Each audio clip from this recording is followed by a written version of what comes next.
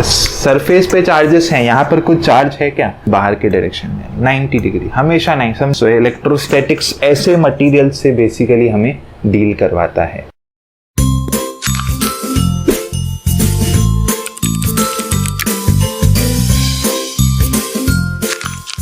हाय, सो आज हम करेंगे इलेक्ट्रोस्टैटिक्स चैप्टर। सो बेसिकली इस चैप्टर की मैंने प्लेलिस्ट स्टार्ट की थी, मैंने अपनी ये वन शॉट प्लेलिस्ट स्टार्ट की थी फॉर्मूलाज से, फिर बीच में कुछ चैप्टर पूरे के पूरे थियरी करा दिए बिकॉज वो मुझे लग रहा था कि वहाँ पर ज़रूरत है, और आज वापस से मैं इलेक्ट्रोस्टैटिक्स की फॉर्मूला कवर करूँगा। इसके पीछे एक रीज़न है, रीज़न ये है कि ये चैप्टर में डेरिवेशंस बहुत है, तो ये बोर्ड एग्जाम्स के अंदर यूजुअली क्या होता है, स्टूडेंट्स डेरिवेशन उनको मैथमेटिकल स्टेप्स पे ज़्यादा फोकस रहता है, जो कि सही बात है। ऐसे में फिर वो जो मेन जहाँ पर उनको पहुँचना था, जो उनकी मंजिल थी, वो मंजिल ही भूल जाते हैं। तो आज इस वीडियो में मैं आपको वही सारी इंपॉर्टेंट चीज़ें याद कराऊंगा कि ये आपका सारांश था, ये आपके चैप्टर का रस था, ये इस चैप्टर के इस टॉपिक का रस था। ओके, सो यही रहेगा इस वीडियो का इंटेंशन। तो स्टार्ट करते हैं।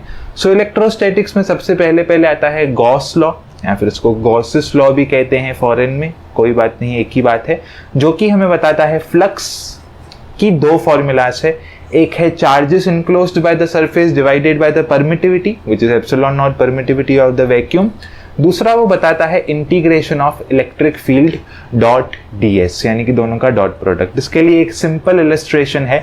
समझो यहाँ से मेरी इलेक्ट्रिक फील्ड आ रही है, ठीक है, बल्क में इलेक्ट्रिक फील्ड आ रही है, और यहाँ पर मेरे पास एक पेपर रख देता हूँ जो कि एकदम स्ट्रेट है, दूसरा पेपर एकदम सुला हुआ है, तीसरा पेपर किसी एंगल पे। तो आप बता सकते हो यहाँ पर फ्लक्स किस पे डिपेंड करेगा, this quantity is called as flux.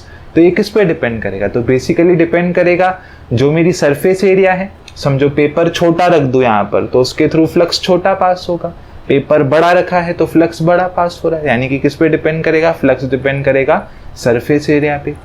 Flux depend करेगा मेरी इलेक्ट्रिक फील्ड पे, बिकॉज अगर समझो इलेक्ट्रिक फील्ड इतनी इंटेंस ना हो कि सिर्फ ऐसे छोटी छोटी पास हो, तो कुछ फ्लक्स होगा ही नहीं। सो फ्लक्स इन दोनों पे तो डिपेंड करेगा, बट एक तीसरा फैक्टर भी है जो कि है एंगल। देखो यहाँ से फ्लक्स मैक्सिमम पास होगा, बट अगर मैं यहाँ से देखूं तो यहाँ से या तो एक लाइन पास होगी या तो कुछ भी पास नहीं होगा, बिकॉज उसका एंगल एकदम पैरेलल है। सो बेसिकली मुझे क्या समझ में आ रहा है, फ्लक्स मेरा तीन फैक्टर पे डिपेंडेंट है। तो वही देखो यहाँ पर हमने लिखा है, इनका डॉट प्रोडक्ट ले लिया, तो डॉट प्रोडक्ट क्या होता है, EDS cos of theta. Okay, so इस तरीके से ये फॉर्मूला आई थी, एंड देन गॉसेस लॉ से हमने इसको इक्वल किया, Q charges enclosed by the surface upon में परमिटिविटी क्यों, बिकॉज कितना हमारा मीडियम अलाउ कर रहा है। तो इलेक्ट्रोस्टैटिक्स पूरा हम वैक्यूम में पढ़ते हैं, पूरा का पूरा। रियलिटी में पढ़ेंगे ना, खत्म हो जाएगा चैप्टर वहीं पर, क्योंकि एयर ही सब कुछ खा के जाएगी। ओके, तो इस वजह से यहाँ पर आता है परमिटिविटी ऑफ वैक्यूम। उसके बाद आता है एप्लीकेशंस ऑफ गॉस लॉ। पहला एप्लीकेशन जिसमें हम कंसीडर करते हैं electric field due to uniformly charge spherical shell या फिर हॉलो स्फीयर। सो ये जो यहाँ पर मेरे पास सरफेस है, ये एग्जैक्टली वही है जो उन लोगों ने कहा है, electric field due to uniformly charge spherical shell. देखो ये यूनिफॉर्म है हर जगह से, आप किसी भी एंगल से, किसी भी पर्सपेक्टिव से देखो, ये पूरा का पूरा यूनिफॉर्म है, और अंदर से ये हॉलो भी है। सो बेसिकली हमें क्या करना है, समझो ये पूरा का पूरा चार्ज है, सो इसके वजह से हमें समझो इस पॉइंट पे इलेक्ट्रिक फील्ड फाइंड करनी है।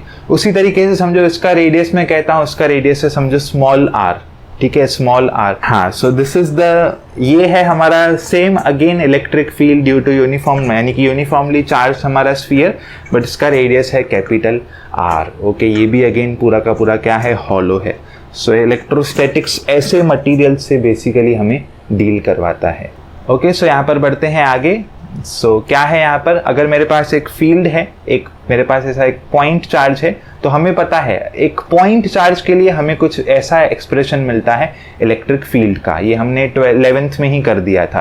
कैसे इलेक्ट्रिक फील्ड क्या होती है, इलेक्ट्रिक फील्ड होती है फोर्स पर यूनिट चार्ज। फोर्स क्या होता है, Coulomb's force 1/4 pi epsilon naught Q naught by r²। But electric field में वो चार्ज कट हो जाता है, यानी कि Q0 कट हो जाता है एक्चुअली। सो बेसिकली दो चीजें कैंसिल हो जाती हैं, तो हमें ये मिलता है। तो जो एक्सप्रेशन हमें एक पॉइंट चार्ज के लिए मिलता था, समझो ये जो शेल मैंने आपको दिखाया वो कुछ है ही नहीं, समझो सिर्फ और सिर्फ एक सिंगल पॉइंट है, वही एक्सप्रेशन हमें मिलता है एक पूरे के पूरे स्फीयर के लिए, जो अभी अभी मैंने आपको दिखाया। प्रोवाइडेड पॉइंट हमारी थोड़ी सी दूर होनी चाहिए, जैसे कि पॉइंट मेरी यहाँ पर है, ये पॉइंट है P। तो बेसिकली अगर आप डेरिवेशन भी देखें, डेरिवेशन में आप क्या करते हैं, आप एक गॉसियन स्फीयर इमेजिन करते हैं जो इनक्लोज कर देता है हमारी पूरी की पूरी पॉइंट को, एंड उसके बाद डेरिवेशन होता है, देन अगेन आपको वही सेम रिजल्ट यहाँ पर मिलता है जो आपको एक पॉइंट के लिए मिलता था या जो आपने क्लास 11th में पढ़ा था। तो एज फॉर नाउ आपको ये तो फॉर्मूला याद करने की जरूरत ही नहीं है, बिकॉज कई बार आप लोग कर चुके हैं। ओके, अभी इसमें केसेस होते हैं कि पॉइंट कहाँ पर है। तो स्मॉल r है मेरा distance from the centre to the point, तो समझो ये रेडियस पे ही है, मतलब जो भी मेरी पॉइंट है वो कहाँ लाई कर रही है, वो लाई कर रही है रेडियस पे ही। अगर ऐसा है तो यहाँ पर कॉन्सेप्ट आ जाता है सरफेस चार्ज डेंसिटी का, जो क्या कहती है, surface charge density is defined as charge per unit surface area. Surface area of a sphere होता है 4πr²। तो देखो ये जो एक्सप्रेशन है ऑरेंज बॉक्स में, इसको मैं रिप्लेस कर सकता हूँ इस सिंबल से, एंड वही हम करते हैं तो हमें मिलता है ये फाइनल फॉर्मूला। तो यहाँ पर आपको याद क्या करना है, आपको सिर्फ ये एक्सप्रेशन याद करना है। ओके, ये एक्सप्रेशन आपको एक्सक्लूसिवली इंपॉर्टेंट है और आपको याद रखना है, ठीक है।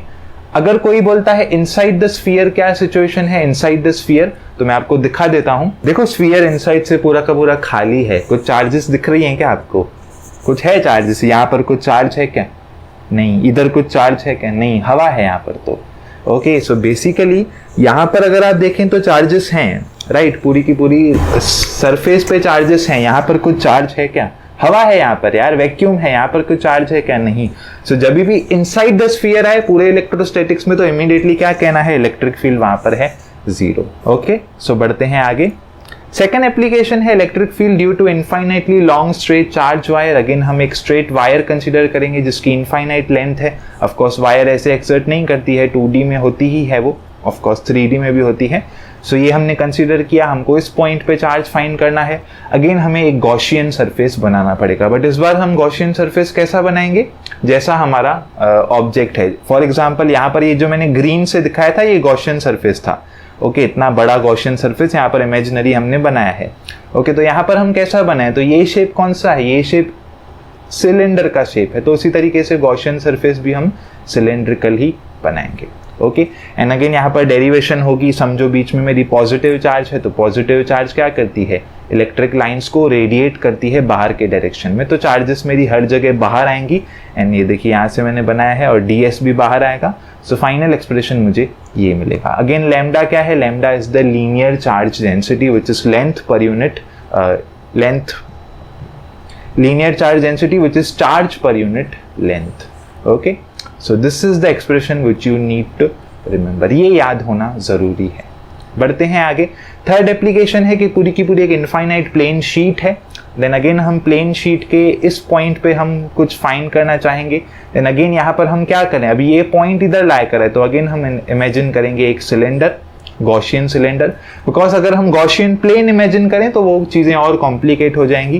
देन फाइनली हमें डेरिवेशन के बाद आंसर आता है एप्सिलॉन नॉट, सिग्मा अपॉन में 2 एप्सिलॉन नॉट।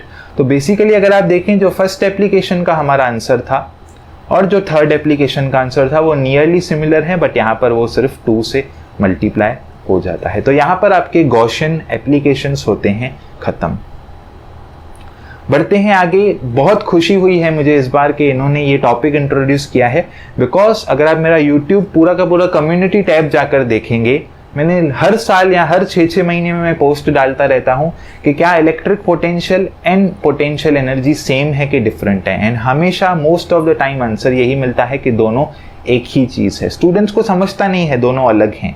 ओके, उनको लगता है सब कुछ सेम ही है, वही पोटेंशियल है, वही पोटेंशियल की एनर्जी है, नहीं, दोनों अलग बातें हैं।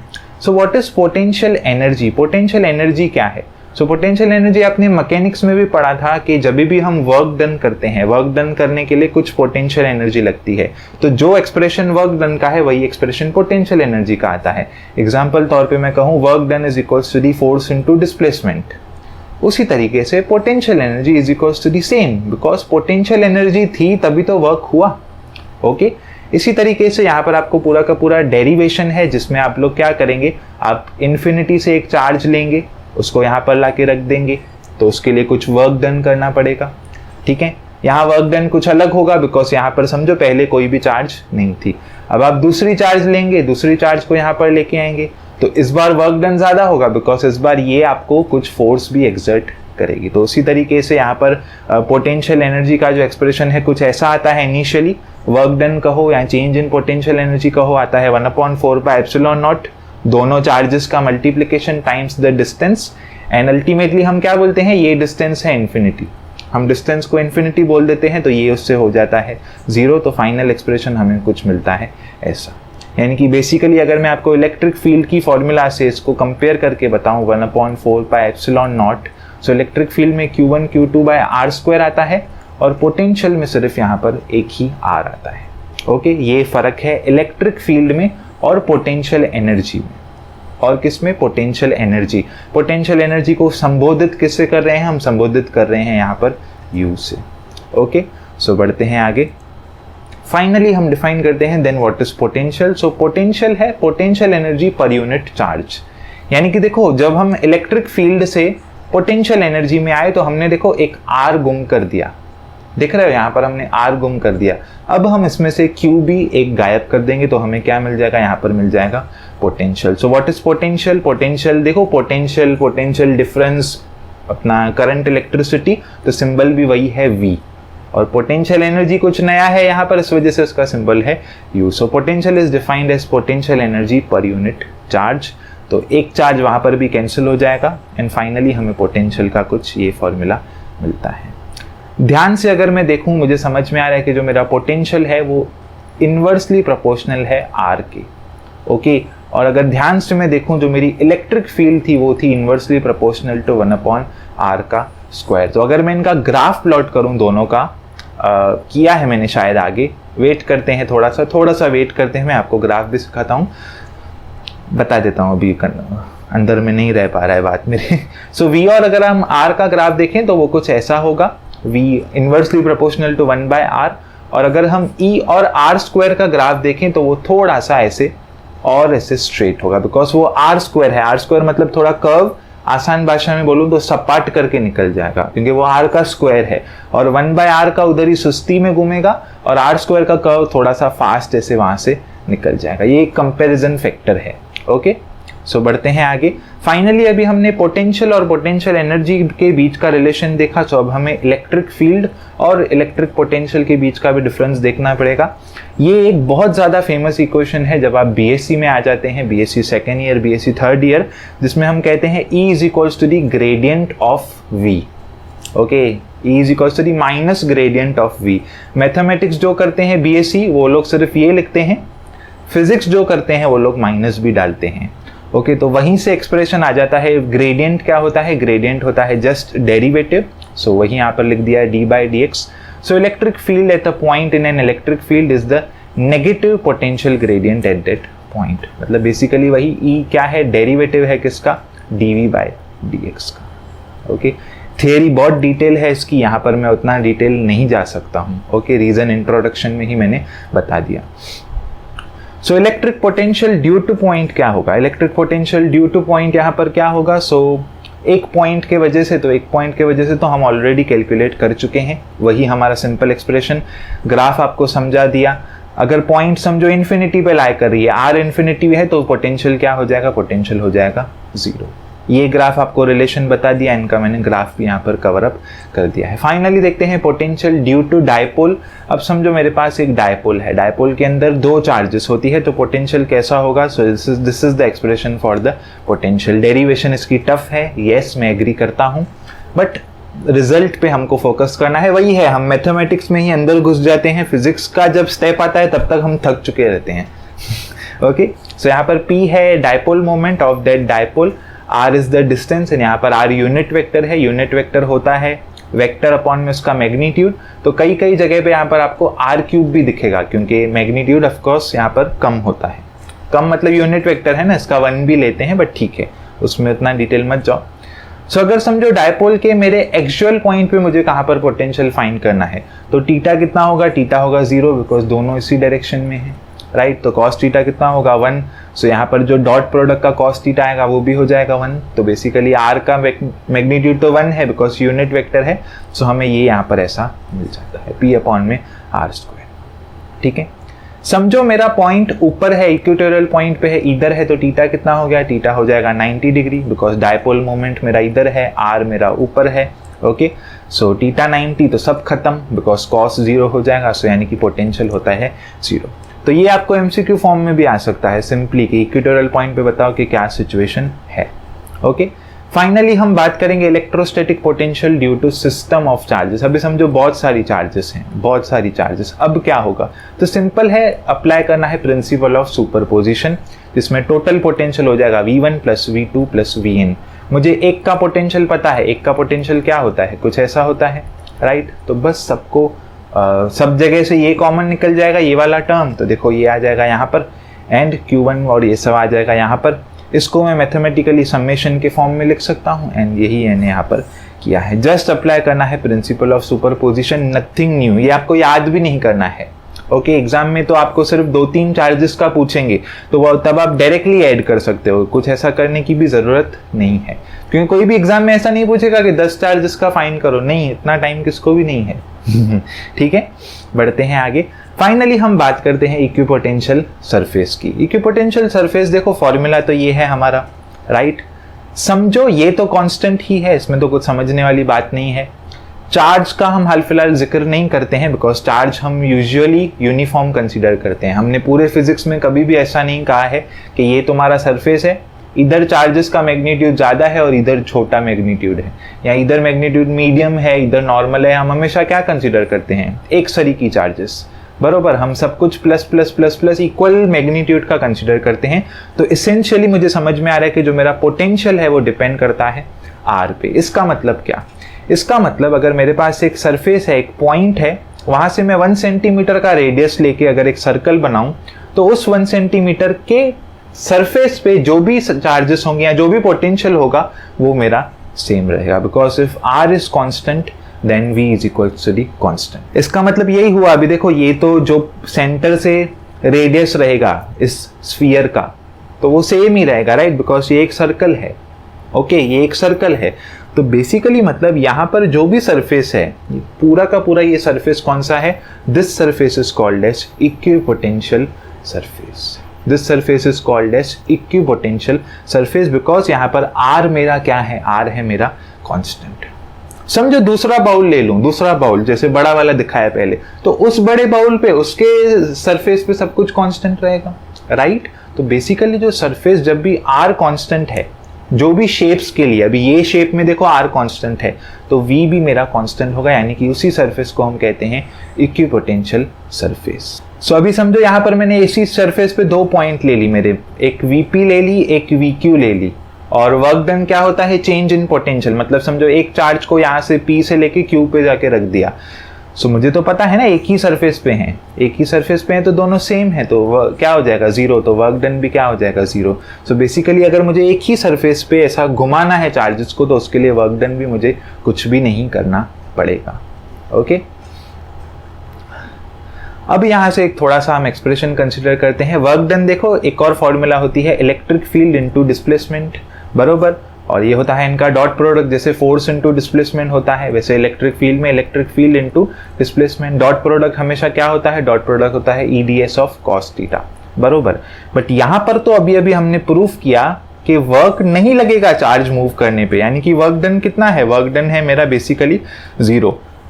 तो अगर इस एक्सप्रेशन को मैं 0 बना दूं, इस एक्सप्रेशन को अगर मैं 0 बना दूं, तो क्या होगा, क्या मेरा E 0 है, या मेरा dx 0 है, या मेरा cos ऑफ थीटा 0 है। बिकॉज 0 अगर मेरा वर्क डन 0 है, तो एसेंशियली तीनों में से एक को 0 होना पड़ेगा ना मैथमेटिकली, तभी तो कुछ होल्ड करेगी रिजल्ट।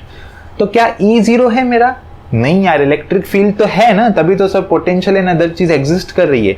सो E तो 0 नहीं है।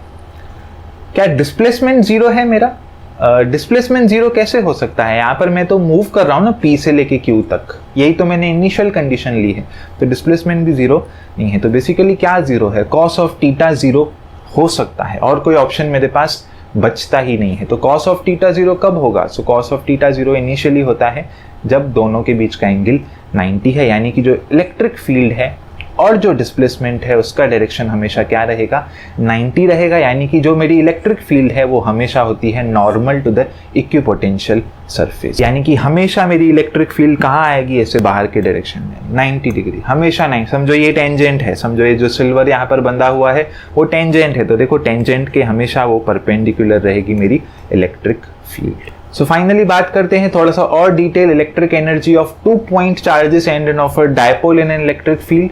तो पोटेंशियल, अभी यहाँ पर 5 केसेस हैं बेसिकली, इसको इतने बड़े को याद मत रखो आप, 5 केसेस याद रखो।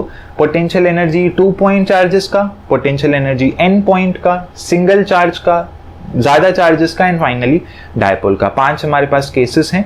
सो अगर 2 चार्जेस हैं मेरे पास और दोनों का मुझे पोटेंशियल एनर्जी फाइंड करना है, 10 बार कर चुके हैं, 10 बार कर चुके हैं, इसी वीडियो में 2 बार किया है, right. 1/4 pi epsilon not Q1 Q2 upon R, पहला यही तो किया था। ओके, सो इसमें तो कुछ नया नहीं है। अगर n चार्जेस हैं तो ये भी कर चुके हैं, अभी तो कराया था समेशन पूरा एक्सप्लेन, राइट। तो ये वही लॉजिक है, वापस से सेम लॉजिक। ओके, n सिर्फ n के लिए। Potential energy of a single charge in an electric field, समझो इलेक्ट्रिक फील्ड एक्सर्ट है पूरी हर जगह पे, और एक सिंगल चार्ज का मुझे फाइंड करना है। सिंगल चार्ज के लिए क्या होगा, सिर्फ Q इंटू V।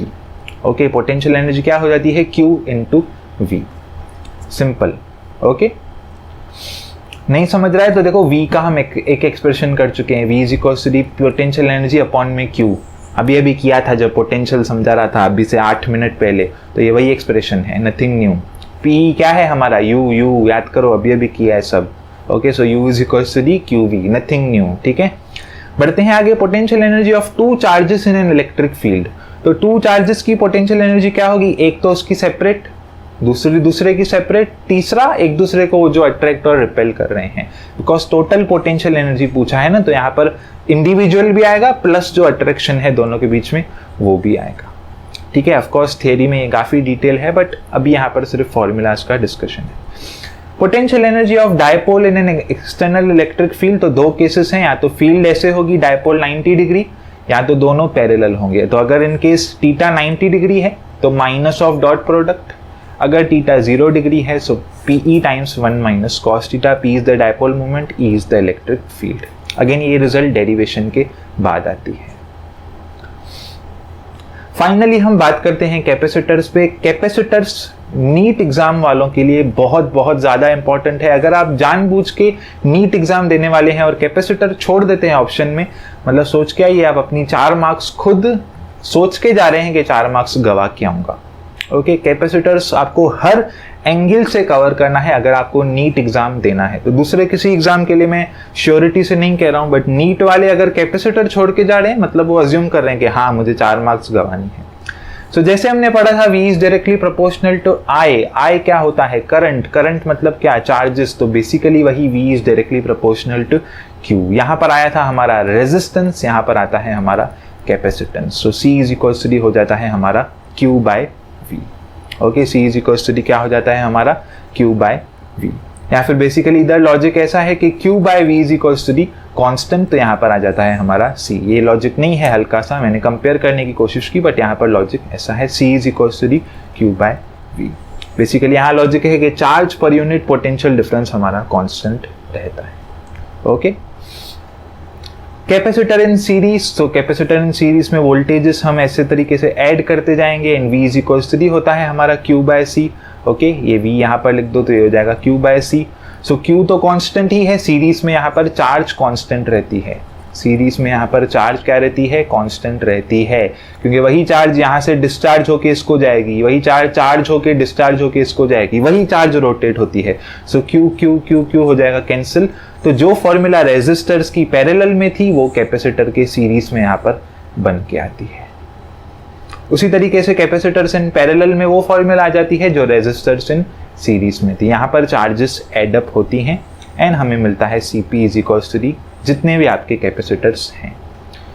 उसके बाद आ जाता है concept of capacitance of a capacitor, but इसमें 2 टाइप के कैपेसिटर होते हैं। एक होता है हमारा सिंपल कैपेसिटर जिसके बीच में कुछ भी नहीं है, डाइलेक्ट्रिक। ये मैंने मेटल प्लेट्स दिखाने की कोशिश की है जो हम ऐसे दिखाते हैं, बट कई बार हम बीच में कुछ मटेरियल भी डालते हैं। तो अगर हमने कुछ नहीं डाला है विदाउट डाइलेक्ट्रिक तो V हमारा हो जाता है Q times of D, D है distance between the plates, A है एरिया ऑफ द प्लेट्स, ये जो प्लेट्स बनाई थी, और epsilon not is the permittivity. So basically V के जगह वो आ जाएगा and Q cancel. So this is the expression for the capacity of a capacitor. Okay, बढ़ते हैं थोड़ा सा आगे. अगर हमने डाइलेक्ट्रिक डाल दिया, समझो अगर डाइलेक्ट्रिक डाल दिया तो फिर हमें दूसरी चीज़ें भी कंसीडर करनी पड़ती है. ओके, जैसे कि डाइलेक्ट्रिक डाला तो वो, अभी समझो ये मेरे पास एक कैपेसिटर है, ठीक है, तो डाइलेक्ट्रिक की खुद की थिकनेस क्या है, तो वो हो जाएगी thickness T of the dielectric. उसका डिस्टेंस D से कितना है, D और T में कितना फर्क है, तो काफ़ी सारी चीज़ें एडअप हो जाती है. तो जो एक्सप्रेशन हमारा सिर्फ यहाँ पर ख़त्म होता था V का, यहाँ पर ओके, V देखो सिर्फ यही होता था, बट वही हमारा D के जगह एक्सटेंड हो जाता है. देखो Q A एप्सिलॉन नॉट तो वही है, ओके, बाकी D एक्सटेंड हो जाता है. उसी तरीके से सेम स्टेप्स फॉलो करके हमारा C भी कुछ ऐसा मिलता है. सो this is the final expression for the capacitance अगर डाइलेक्ट्रिक नहीं है, और अगर डाइलेक्ट्रिक है सो this is the final expression. बढ़ते हैं आगे. Energy stored in capacitor. Energy stored की हमेशा फॉर्मूला किसी ना किसी फॉर्मेट में आती है, जैसे हाफ mv². तो याद रखें यही हाफ cv². इसके अंदर आप रीसब्स्टिट्यूशंस कभी भी कर सकते हैं डिपेंडिंग ऑन द डेटा जो आपको गिवन है. एग्जाम्पल तौर पे अगर Q के जगह CV डालूं तो आपको ये भी फॉर्म मिलेगा, ये भी फॉर्म मिलेगा, एंड इस तरीके से बहुत फॉर्म्स हैं. इतना सब याद मत रखो, कोई एक फॉर्म याद रखो बस, बाकी तो आप किसी भी टाइम पे रीसब्स्टिट्यूट कर सकते हो. So U is equals to the half CV². ज़्यादा ईजी है बिकॉज हमको हाफ mv² पहले से ही पता है, तो m के जगह जस्ट आपको C डालना है. Okay, that's it. उसके बाद एक टॉपिक आता है वेन डायग्राफ जनरेटर. जो भी अपैरेटस मैंने इस वीडियो में आपको दिखाया, एक्चुअली मैं खुद का वेन डायग्राफ जनरेटर बना रहा हूँ. इसमें बहुत महीने लगेंगे और मेरी ड्रीम है कि इलेक्ट्रोस्टैटिक्स पूरा का पूरा हम एक्सपेरिमेंटली बनाएं, और उसमें मैं फर्स्ट टाइम बना रहा हूँ तो उसके लिए टाइम एक्सपेक्टेशन से 2 गुना 3 गुना ज़्यादा लग रहा है. और 2 साल पहले मैं वेन डायग्राफ जनरेटर एक्सपेरिमेंटली समझा चुका हूँ, तो थियरी में समझाना मैं प्रेफर नहीं करूँगा. डिस्क्रिप्शन में लिंक मिल जाएगी, या फिर नहीं मिले तो भी आप सर्च कर सकते हैं just when digraph RG lectures, आपको पूरी मेरी वीडियो आ जाएगी. ये शायद TY BSc का है. ओके, सो उम्मीद करता हूँ आपको वीडियो समझ में आई होगी. मिलते हैं ऐसी किसी अगली वीडियो में.